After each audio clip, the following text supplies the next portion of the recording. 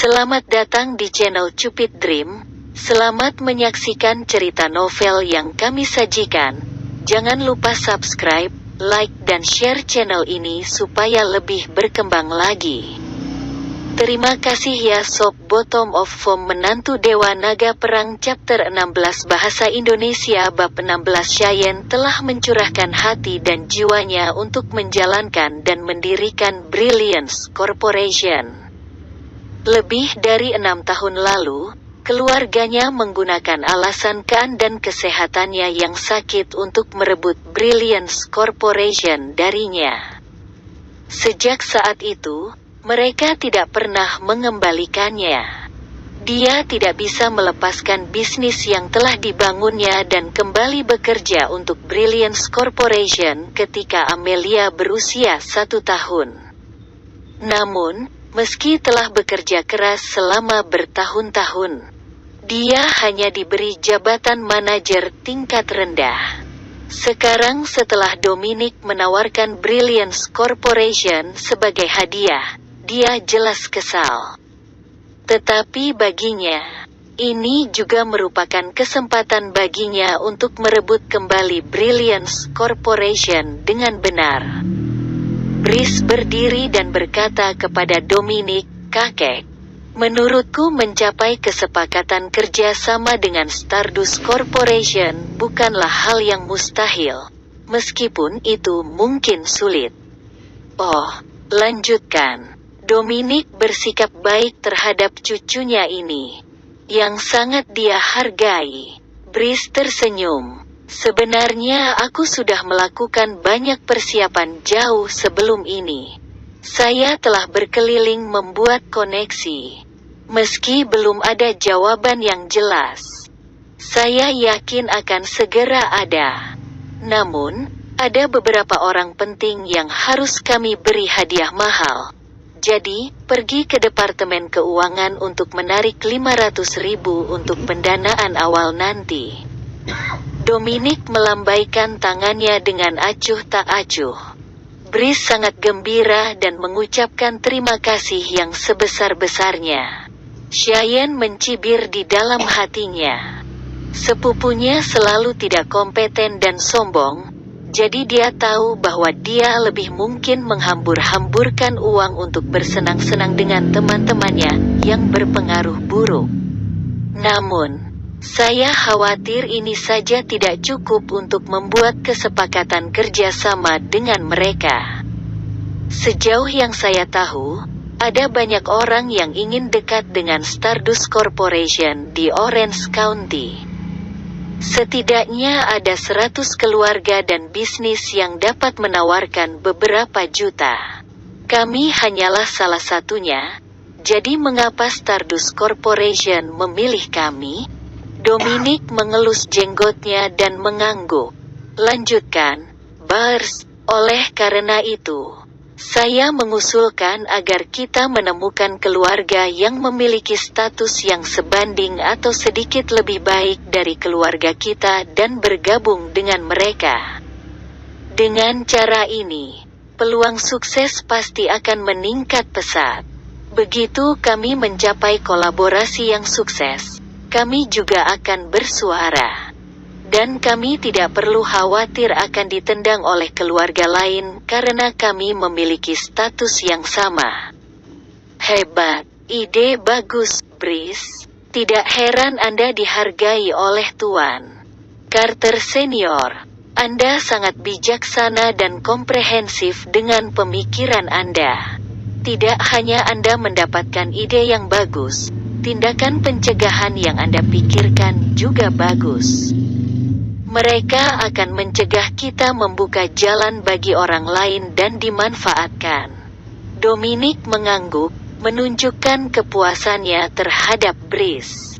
"Keluarga mana yang harus kita bekerja sama?" seseorang bertanya. Brice memandang Cheyenne dengan senyum aneh penuh niat buruk, membuatnya waspada dan memberinya firasat yang tidak menyenangkan. Brice menunjuk langsung ke Cheyenne dan berkata kepada semua orang, "Saya tahu Seth Miller dari JW Corporation telah mengejar Cheyenne. Kemarin, Dia sudah menjelaskan kepadaku bahwa selama Cheyenne setuju untuk menikah dengannya, kerjasama antara kami dan keluarga Miller akan menjadi taruhan yang pasti. Dia tersenyum. Hubungan apa lagi yang lebih dekat dari pernikahan? Wajah Cheyenne langsung memucat. Dia tiba-tiba berdiri untuk menyangkal dengan keras. Tidak. Dominic mengerutkan kening. Brice berjalan menuju Cheyenne. Apa yang salah? Keluarga Carter menjadi bahan tertawaan di Orange County karena skandal Anda. Reputasi kami hancur, menyebabkan perkembangan kami mandek. Jika bukan karena Anda, kami akan menjadi salah satu keluarga terkaya di Orange County sekarang. Dan kita tidak perlu bekerja sama dengan orang lain untuk berjuang agar bisa bekerja sama dengan Stardust Corporation. Dosa-dosa yang kamu lakukan sendirian telah menyeret seluruh keluarga. Jadi bukankah kamu harus menjadi orang yang menyelesaikannya dan menebusnya untuk kami? Brice berkata dengan senyum kurang ajar.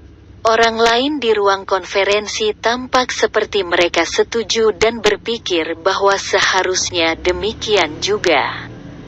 Cheyenne dipenuhi dengan kesengsaraan. Dia jelas-jelas adalah korban insiden itu saat itu. Dan keluarganya telah mengambil Brilliance Corporation, bisnis pilar Carter, darinya. Melihat Dominic dengan cemas, dia bertanya, "Kakek, saya sudah lama menikah. Bagaimana saya bisa menikahi Seth Miller lagi?" Dominic mengerutkan kening dan menatap Cheyenne dengan tatapan tidak setuju di matanya. "Saya mendengar bahwa suami Anda yang tinggal telah kembali. Baik, pergilah bercerai nanti dan nikahi Seth Miller." Tidak mengharapkan Dominic menikah lagi tanpa ragu-ragu, dia merasa sangat kecewa. Dia menggelengkan kepalanya dan menolak, "Tidak, kakek. Saya tidak akan bercerai atau menikah lagi." Bang! Mata Dominic penuh amarah saat dia membanting tangannya dengan keras ke meja. Dia berteriak, "Kamu memberontak." Brice benar. Jika bukan karena Anda, keluarga Carter akan berkembang jauh melebihi apa yang kami sekarang, dan kami tidak akan membutuhkan pernikahan ini. Anda harus mengambil tanggung jawab untuk ini. Tetapi Anda masih punya nyali untuk menolak. Apakah Anda menghormati saya sebagai kepala keluarga? Tapi aku dijebak dan diatur saat itu. Mata Cheyenne merah dan penuh air mata. Percayalah bahwa Anda berani menyebutkan peristiwa tahun itu. Dominic menghancurkan asbak di atas meja ke tanah. Dia menjadi marah dan berteriak, "Kamu melakukan hal yang memalukan dan mempermalukan keluarga. Di zaman kuno, Anda akan diseret ke kolam dan ditenggelamkan oleh keluarga Anda." Kemarahan Dominic yang tiba-tiba membuat semua orang di ruang konferensi terdiam. Bottom of Foam Menantu Dewa Naga Perang Chapter 17 Bahasa Indonesia Bab 17 Cheyenne tidak bisa lagi menahan keluhan dan penghinaan yang tak ada habisnya di dalam hatinya saat dua aliran air mata mengalir di wajah cantiknya. Tidak terpengaruh, Dominic meliriknya dengan acuh tak acuh dan mengambil keputusan. "Itu sudah beres. Ceraikan dia pada akhir hari ini. Dan aku akan meminta seseorang untuk mengunjungi keluarga Miller besok." "Siapa bilang itu sudah beres? Kalian tidak punya tempat untuk ikut campur dalam urusan antara aku dan istriku." Suara dingin dan tajam terdengar, diikuti oleh pria tinggi dan kekar yang memancarkan aura sedingin es mendorong pintu ruang konferensi dan berjalan lurus ke dalam. "Siapa orang ini? Saya tidak kenal dia. Mengapa dia menerobos masuk?" Cheyenne mendongak, dan rahangnya ternganga tak percaya begitu dia bisa melihat dengan jelas orang yang masuk. "Lukas, kenapa kamu di sini?" Semua orang menyaksikan dengan kaget saat Lukas berjalan ke Cheyenne dan menyeka air mata di wajahnya. "Tidak masalah. Tidak ada yang bisa memaksa Anda melakukan apapun yang tidak ingin Anda lakukan." Dengan bingung, Cheyenne menatap kosong ke wajah Lukas. Dia terdengar sangat percaya diri dan tegas. Seolah tidak ada yang bisa menggertak Cheyenne selama dia ada di sisinya. Ini membuat Cheyenne, yang selama ini selalu menghadapi ejekan dan disalahkan sendirian, merasakan beberapa riak di hatinya. Karena dibantah, Dominic tampak sangat marah. Generasi muda Carter tidak punya nyali untuk melakukannya, apalagi orang asing acak. Dengan tatapan tegas di matanya, dia berteriak, "Apakah semua petugas keamanan sudah mati? Mengapa mereka membiarkan beberapa Tom, Dick, atau Harry masuk? Cepat dan keluarkan orang ini dari sini." Brice memutar matanya. "Kakek, ini suami Cheyenne yang tidak berguna yang baru saja kembali." Dominic memicingkan mata dan mengukur Lukas. Dia memiliki ingatan samar tentang Lukas, yang dulunya tidak punya uang. Menurutnya, Lukas masih tampak miskin seperti dulu, meski bertahun-tahun telah berlalu. Sama seperti sebelumnya, dia masih belum memiliki pakaian yang layak. Tidak menyetujui fakta bahwa Lukas hanya memperhatikan Cheyenne dan telah mengabaikannya. Patriark terhormat dari keluarga Carter, begitu dia masuk, pikir Dominic, sungguh. Dia sangat tidak sopan. Dia menatap mereka berdua dengan ketidaksenangan di matanya. Melihat amarah di wajah kakeknya, Brice buru-buru mengambil kesempatan untuk mengoleskannya. "Cheyenne, kamu mengabaikan kata-kata kakek dan bahkan menghasut suamimu yang kalah untuk menerobos masuk ke ruang konferensi sesuka dan kapan dia mau. Dia bahkan secara terbuka menentang keputusan kakek. Jika Anda memiliki sesuatu yang melawan kami, katakan saja. Anda tidak harus terbiasa dengan trik-trik ini." Brice pada umumnya tidak kompeten, tetapi dia ahli dalam menabur perselisihan. Cheyenne buru-buru menjelaskan, "Kakek, saya benar-benar tidak tahu dia akan datang." Dia menoleh untuk melihat Lukas dan menggonggong dengan marah, "Siapa yang menyuruhmu datang ke sini? Cepat pergi." Dia bukannya tidak peka dan sebenarnya sangat sadar bahwa Lukas berbicara untuknya. Tapi kehadirannya hanya akan membuat Dominic semakin marah. Menatap mereka dengan jijik, Dominic berkata, "Cukup. Berhenti berakting di depanku. Aku tidak peduli apa yang kalian pikirkan. Bagaimanapun, saya sudah memutuskan bercerai, dan Anda menikah dengan keluarga Miller." Setelah menunjuk ke arah Cheyenne, dia mengarahkan jarinya ke arah Lukas dan memerintahkan, "Kamu, pergilah." Wajah Cheyenne menjadi pucat. Dia mengerahkan keberaniannya untuk berbicara, tetapi sebelum dia bisa, Lukas sudah membalas. "Kataku, tidak ada yang bisa mengatur untuk kita. Anda tidak memiliki hak suara dalam hal ini." Dominic sangat marah sehingga dia tiba-tiba muncul dengan jengkel di seluruh wajahnya. Ini adalah pertama kalinya dia ditentang 2 kali oleh seorang junior yang, lebih buruk lagi, adalah orang yang tidak punya uang. "Oke, bagus." Dominic tertawa riang dan berteriak dengan marah. "Sepertinya aku terlalu baik. Itulah mengapa kalian para remaja tidak menghormati saya atau menganggap saya serius sama sekali. Kamu hanya pecundang. Anda hanya masuk ke keluarga Carter dengan tidur dengan seorang wanita.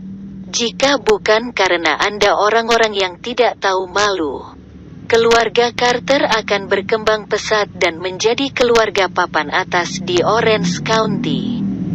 Namun kamu masih punya nyali untuk membalas dengan begitu berani. Seolah-olah dia disambar petir. Cheyenne menjadi pucat dan hampir kehilangan keseimbangan setelah dimarahi dan dipermalukan oleh kerabatnya, yang selalu dia hormati. Dengan tatapan sedingin es di matanya, Lucas menatap wajah Dominic, yang berubah menjadi seringai marah. Bukankah kamu yang paling tahu tentang kebenaran insiden itu? Aku bukannya tidak tahu malu seperti seseorang yang penuh namun mengudara. Setelah dia mengetahui kebenaran dari Yordania tadi malam, dia jengkel. Skandal yang mencoreng reputasi Cheyenne ternyata adalah skema yang dibuat oleh Carter, semua demi merebut Brilliance Corporation darinya. Sifat tidak tahu malu dan kekejaman mereka yang mendorong mereka untuk menggunakan cara curang seperti itu benar-benar mengerikan. Namun Dominic Carter masih berani mencaci maki para korban. Orang tua yang tidak tahu malu. Jika bukan karena ketidakmampuan Cheyenne untuk menerima kebenaran, dia akan lama mengungkap warna asli mereka. Kamu. Dominic menunjuk ke arah Lucas. Jari-jarinya gemetar hebat karena kemarahannya yang luar biasa dan syok karena rahasianya terungkap. Sesaat kemudian, dia jatuh ke belakang. Kakek, dipenuhi dengan keterkejutan. Cheyenne dengan panik ingin melesat, hanya untuk didorong dengan paksa oleh Brice. Minggir! Brice menggendong Dominic dan menatap tajam ke arah Cheyenne dengan sikap mengancam. Kakek diprovokasi olehmu. Jika sesuatu terjadi padanya, tunggu saja untuk menghadapi kematianmu. Bottom of Foam Menantu Dewa Naga Perang Chapter 18 Bahasa Indonesia Bab 18 Ketika Dominic jatuh. Semua orang langsung menyalahkan Cheyenne. Cheyenne, apakah Anda sudah lama kesal dengan Tuan Carter Senior? Jadi Anda sengaja membuat suami Anda datang dan memprovokasi dia? Apakah menurutmu Brilliance Corporation akan menjadi milikmu setelah kamu membuat marah Tuan tua dan mengusirnya? Seperti saya katakan, mereka adalah keluarga Ingrats. Mereka punya niat yang begitu jahat. Banyak omelan seperti belati yang menusuk ke dalam hati Cheyenne. Dia telah memberikan begitu banyak kepada keluarga di masa lalu. Hanya untuk menerima kritik seperti itu sekarang. Dominic meneguk 2 teguk air dan memegang dirinya sendiri sebelum memelototi Cheyenne, matanya penuh jijik. Apapun yang terjadi, Anda sebagian besar bertanggung jawab atas keadaan Carter saat ini. Kita harus mencapai perjanjian kerjasama dengan Stardust Corporation. Anda bisa menikahi Seth Miller dan membiarkan kami bergabung dengan keluarganya, atau pergi dan menyelesaikan sendiri perjanjian kerjasama dengan Stardust Corporation. Jika tidak, Anda tidak akan lagi mendapat tempat di keluarga Carter. Wajah Cheyenne terlihat pahit karena cemas. Brice telah meminta $500.000 untuk dana operasional dan bahkan telah mengusulkan agar dia menikah dengan Seth Miller agar rencananya dapat dilaksanakan. Bagaimana dia bisa mencapai perjanjian kerja sama sendirian? Oke. Kita akan pergi dan menyelesaikan perjanjian kerjasama. Pak Carter, kuharap kau menepati janjimu, tiba-tiba Lucas berkata. Semua orang memandang Lukas seperti orang gila. Apakah ini tidak berguna untuk memahami betapa sulitnya mencapai perjanjian kerjasama dengan Stardust Corporation? Tunggu, Cheyenne hendak berbicara ketika Brice dengan cepat memotongnya. Suamimu yang kalah menjanjikannya sendiri. Jadi jangan salahkan kami karena memaksamu. Brice menyeringai puas dan menatap Dominic. Benar, kakek. Bagus. Karena Anda mengambilnya sendiri.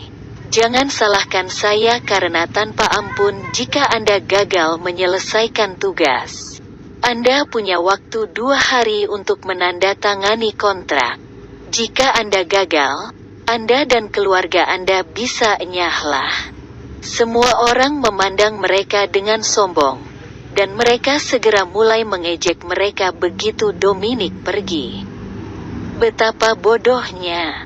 Jika semudah itu untuk mencapai perjanjian kerjasama dengan Stardust Corporation, saya akan menjadi manajer umum sejak lama. Beberapa orang memang tidak memiliki kesadaran diri. Saya khawatir mereka bahkan tidak dapat memasuki kantor Stardust Corporation. Kamu hanya punya 2 hari. Saya pikir Anda sebaiknya tidak berbuat terlalu jauh. Saya sarankan Anda pulang, berkemas, dan bersiap-siap untuk tersesat. Wajah Brice penuh dengan keangkuhan saat dia pergi dengan sekelompok orang di belakangnya. Mengapa Anda setuju? Begitu Lukas menundukkan kepalanya. Dia disambut dengan wajah kecil Cheyenne yang marah. Sebenarnya tepat saat Lukas hendak berbicara, dia menamparkan wajahnya dengan keras dan keras. Ini semua salahmu. Kenapa kamu setuju? Setelah menamparkan Lukas, Cheyenne menangis dan menangis. Kemarahan di dada Lukas tiba-tiba sirna di tengah air matanya. Tahukah Anda betapa sulitnya tugas ini? Tahukah Anda bahwa mereka tidak sabar menunggu saya gagal mendapatkan kontrak dan kemudian mengusir saya? Cheyenne menangis dengan keputusasaan dan kesengsaraan yang luar biasa. Melihatnya, Lukas patah hati dan tertekan. Dia berkata dengan lembut, "Jangan khawatir. Aku akan membantumu." Cheyenne tiba-tiba mengangkat kepalanya dan menatapnya dengan mata merah. Bagaimana Anda akan membantu saya? Apakah Anda kenal orang-orang di Stardust Corporation? Apakah Anda tahu cara membangun koneksi dan menandatangani kontrak? Anda tidak tahu apa-apa. Bagaimana Anda dapat membantu saya? Dia mendorong Lukas menjauh dan pergi dengan terhuyung-huyung. Lukas mengikutinya dengan tenang sampai dia melihat bahwa dia telah kembali dengan selamat ke kediaman Carter sebelum pergi dengan getir. Begitu Cheyenne masuk, Karen mendekatinya. "Saya mendengar bahwa tidak berguna membuat keributan di kantor hari ini. Apa yang terjadi? Apakah dia menimbulkan masalah? Kenapa kamu tidak mengawasinya? Siapa dia untuk memasuki keluarga Carter?" Cheyenne melambaikan tangannya karena kelelahan. "Saya lelah, Bu. Berhenti bertanya." Kamu setengah hati saat menjawab pertanyaanku. Kamu pikir kamu sangat baik sekarang, ya? Cheyenne sangat kesal dan frustrasi. Kakeknya berkata bahwa dia harus mendapatkan kontrak dalam 2 hari. Dia sekarang terdesak waktu untuk menyelesaikan tugas ini yang hampir tidak mungkin diselesaikan. Dia begitu gelisah hingga dia merasa kepalanya akan meledak. Jika dia tidak menandatangani kontrak dalam 2 hari, keluarganya akan dikeluarkan dari keluarga Carter. Jika ibunya tahu, dia pasti akan membuat keributan besar. Masih ada yang harus aku lakukan. Saya akan pergi sekarang. Tolong minta Charlotte untuk menjemput Amelia di taman kanak-kanak nanti. Cheyenne buru-buru membasuh wajahnya, merapikan riasannya, menyemangati dirinya, dan kemudian berlari keluar pintu. Waktu hampir habis, dan dia harus bergegas menemui juru mudi Stardust Corporation. Meskipun peluang suksesnya rendah, dia harus melakukan yang terbaik. Segera, sebuah Lamborghini merah metalik menepi di depan pintu, dan Charlotte keluar dengan marah. "Di mana adikku?" tanyanya begitu dia memasuki rumah. "Adikmu keluar." "Oh ya, dia ingin kamu membantunya menjemput Amelia nanti." Karen sedang duduk di sofa dan meletakkan beberapa irisan mentimun di wajahnya saat dia berbicara. Charlotte menarik lengan ibunya dan menyalak, "Bu, sekarang bukan waktunya untuk fasial." Dia sangat marah sampai wajahnya memerah. "Bu, kamu tidak tahu. Pecundang itu datang ke kantor hari ini dan memprovokasi kakek. Dia bahkan dengan berani mengambil tugas untuk mencapai perjanjian kerjasama dengan Stardust Corporation. Begitu banyak keluarga di Orange County sangat ingin mengenalnya. Siapa kita? Tugas ini tidak mungkin diselesaikan. Itu tidak berguna, benar-benar kurang ajar untuk disepakati. Aku akan memberinya sebagian dari pikiranku saat dia datang lagi." Karen juga marah setelah mendengar kata-katanya. Orang yang tidak berguna itu sebenarnya adalah pembuat onar yang buruk dalam segala hal. "Bu, yang terburuk masih akan datang." Kakek berkata bahwa dia akan mengeluarkan kita semua dari keluarga Carter jika mereka gagal mencapai kontrak dalam 2 hari. "Apa?" Karen menjerit dan tiba-tiba berdiri. Sama sekali mengabaikan irisan mentimun yang jatuh ke tanah.